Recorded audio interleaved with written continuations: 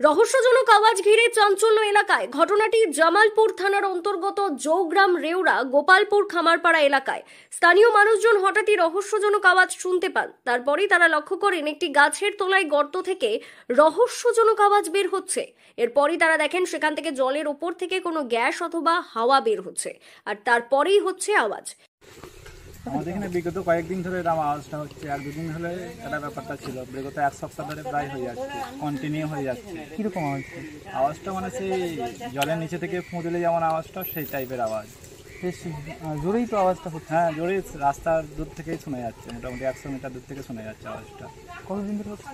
মোটামুটি এক সপ্তাহ হলো আমরা লক্ষ্য করেছি। এবার এক দুদিন হলে একটা আলাদা ব্যাপার ছিল, কিন্তু কন্টিনিউ হয়ে যাচ্ছে। এটা তো মানুষ এখানকার লোক একটু আতঙ্কে আছে, কী হয়েছে না হয়েছে। জলের মতো কিছু বেরোচ্ছে? এবার জলের মধ্যে মানে ওখানে সেই জলে ফুঁ দিলে যেমন হয় সেই টাইপের হয়ে যাচ্ছে। এলাকাবাসীরা জানাচ্ছেন ওই যে জায়গা দিয়ে যে হাওয়া বেরোচ্ছে সেই জায়গা দিয়ে কোনো গ্যাসের লাইন যায়নি অথবা সজলধারার জলের কোনো পাইপলাইনও নেই। ঘটনাটি প্রথমে সকলে স্বাভাবিক মনে করলেও বেশ কয়েকদিন ধরে একই রকম আওয়াজ হওয়ায় রহস্য ঘনীভূত হচ্ছে। স্থানীয় মানুষজন জানাচ্ছেন দিনের বেলা থেকে রাতের দিকে আওয়াজ যেন বাড়তে থাকছে। বেশ দূর থেকেই শোনা যাচ্ছে এই রহস্যজনক আওয়াজ। কোথা থেকে বের হচ্ছে এই আওয়াজ তা নিয়ে রহস্য ঘনীভূত হয়েছে। রাত 10টার সময় আমরা যখন মাচা থেকে ফিরছিলাম ঘরে যাওয়ার জন্য, তখন দেখছি এখানে বিটকেল একটা আওয়াজ হচ্ছে। তারপর আমরা এসে দেখলাম কত জোরে আওয়াজটা হচ্ছিল।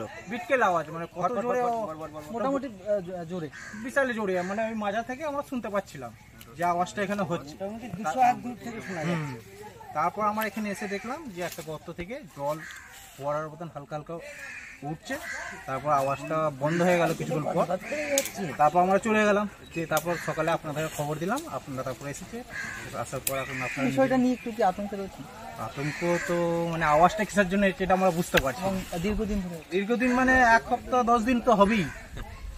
রোজের রাতেটা বেশি হচ্ছে, রাতের সময় বেশি হচ্ছে। কেন রাতে তো কেউ আর এদিকে আওয়াজ হয় না, গাড়ির ঘোড়ার আওয়াজ নেই, রাতে বেশি আওয়াজ হচ্ছে। এই অজানা আওয়াজ ঘিরে এলাকার মানুষ আতঙ্কিত হয়ে পড়েছেন।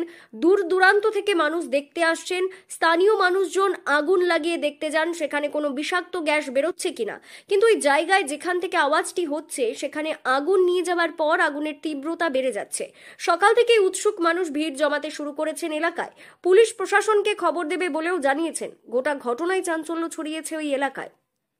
নদিয়া থেকে মৈনাক দেবনাথের রিপোর্ট, লোকাল 18 বাংলা।